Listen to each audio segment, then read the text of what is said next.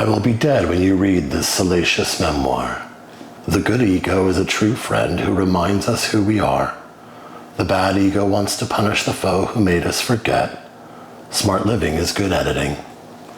The Man Who Sped Up the World by AVIDDIVA. Dedicated to freaked out obvious gay boys everywhere. Nobody ever stood up for me. This is me doing that now. Forward, the explanation. Because I am not the only gay man to spend years alone in a room pondering why and not expecting an answer. Mine is a story about standing up for myself against the right people, at the right time, in the right way, and how I most definitely did not do that. Some of this still triggers me no matter how much therapy I throw at it. Thus, this book. Nobody has ever heard my side of the story in its entirety. This is it. Too many gay stories are often edited or erased from history. Not this one. Not this time.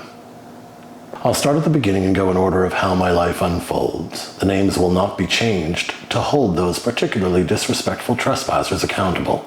And, conversely, to honor the few trusted allies who helped make this entire journey bearable. I refuse to fulfill any projected narrative that doesn't feature me as the hero of my story. I can tell when someone has listened to untrue gossip lies about me, which always leaves out the liar's part in things. And this idiot who listens to them is just waiting for me to fulfill this invented dramatic narrative, almost egging me on to see if they can get a rise out of me.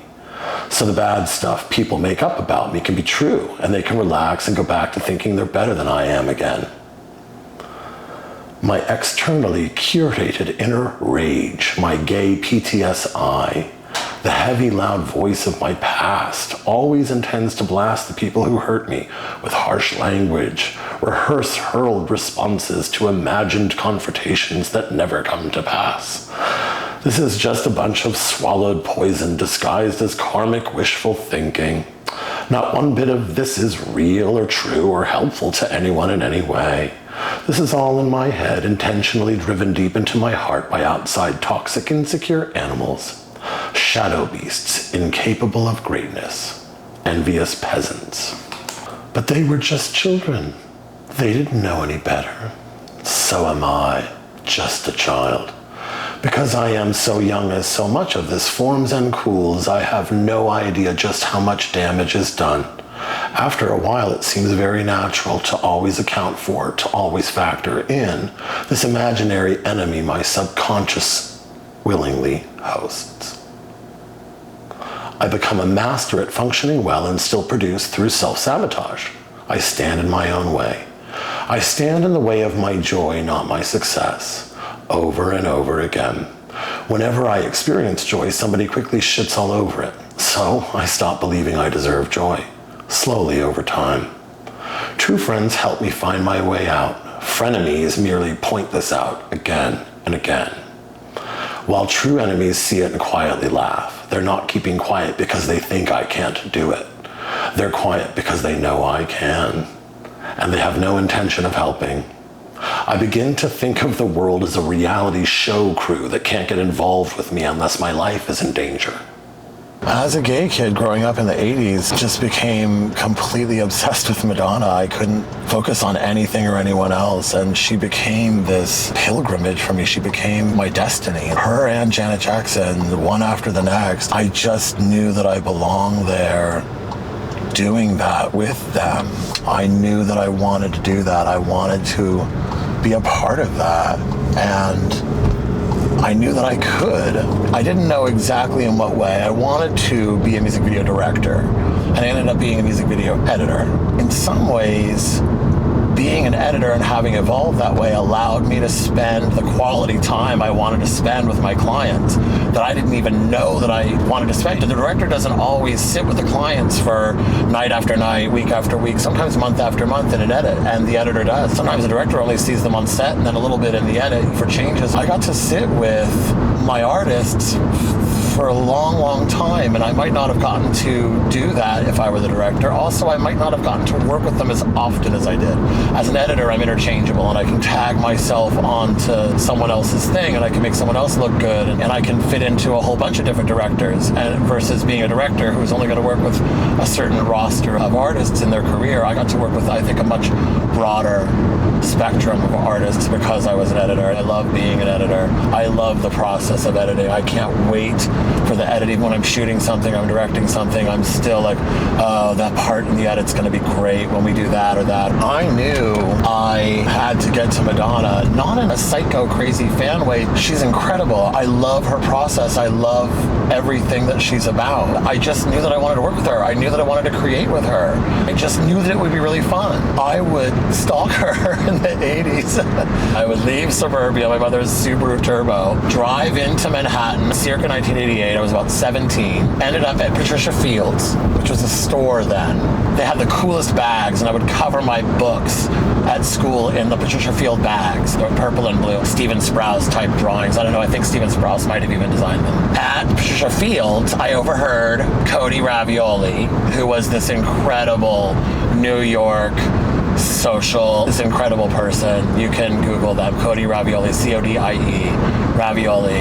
I knew about them from the magazines. I stood behind Cody. They were talking about where Madonna was going to be that night. I heard Madonna, she's going to be at the World. Let's go. So I just followed them behind them. I stalked Cody Ravioli, following behind these people. Didn't introduce myself. I was 17 years old. These people are going to hang out with me. I end up following behind them. It's kind of starting to drizzle a little bit. I go pick somebody else up. It's walking distance. So we walk, end up at the World. They go in. It starts to rain.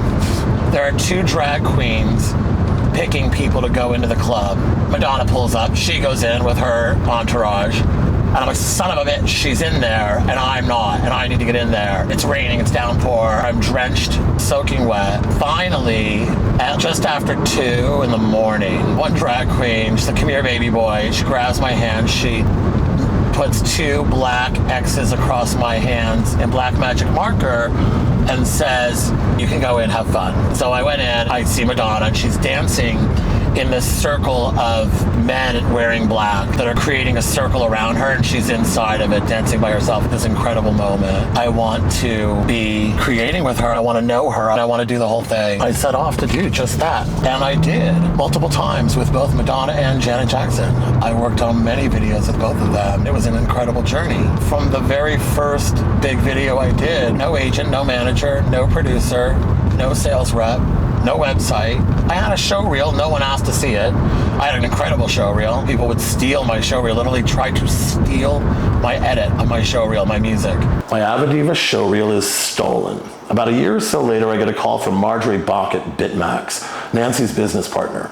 Marjorie's sister is married to Ringo Starr from the Beatles. Marjorie and Nancy are in love and in business together at this incredible company they build together. I am now deep into filming my movie Pumping Velvet about my life being AVIDDIVA and a gay bodybuilder. Marjorie says, are you sitting down? I'm like, what the fuck? She says, I have something to tell you. Marjorie explains, someone came into BitMax with their new show reel for us to master onto DVD. When they brought in their materials and we looked at them, we thought you had done a new reel because the music was the same, but the images were different. Turns out this director of photography loved your show reel so much, he cut his images on top of yours to the exact same edit and beat points, using your exact music track you assembled, edit for edit, flash for flash. That is how legendary my art is. Legendary. Touch it. We told him to take it back and do his own work.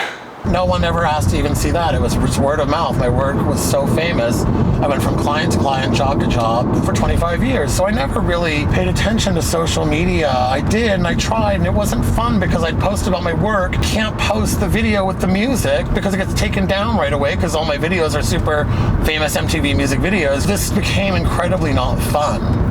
Because if I can't post about my work without it getting taken down, this sucks. So I just kind of lost interest in social media in general.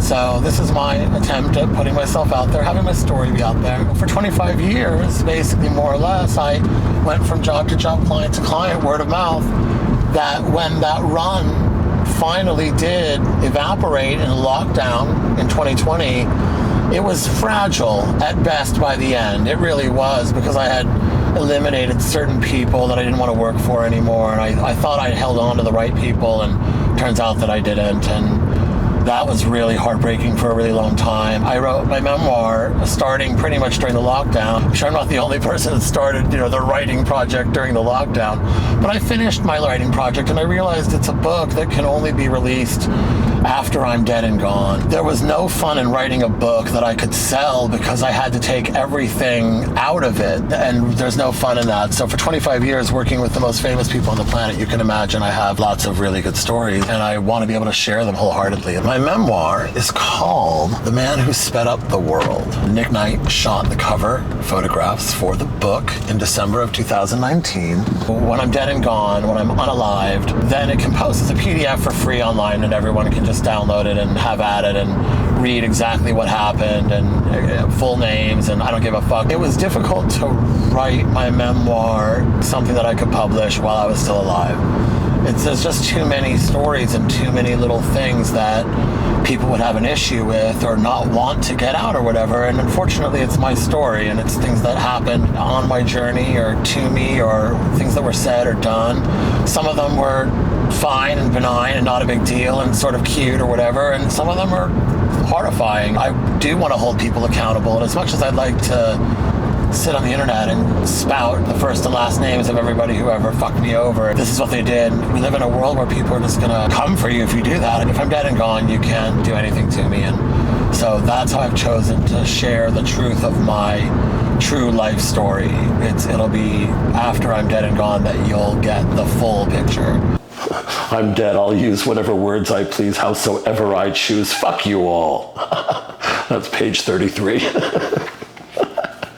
But I've done it. If you're seeing this, it's online. The full series, Unbridled, where I say absolutely everything that happened, is already online and will be unveiled either just before I unalive myself, before I am unalived by a natural illness, God forbid.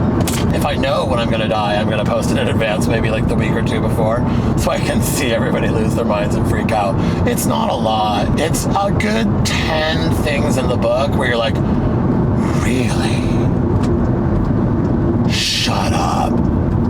That makes sense. That makes perfect sense. Shut up. No. Really? 10 things like that in my book that connect some pretty big fucking dots. And there's a ton of other stories, probably another 100 stories or so that I will share as either part of the series or I do share in the book. A lot of really interesting stories, a lot of fun stories, funny, warm moments. Oh my Lord. Okay, so we jump ahead in the presentation of this to chapter 4. I don't really focus on my childhood in the series, but it is in the book.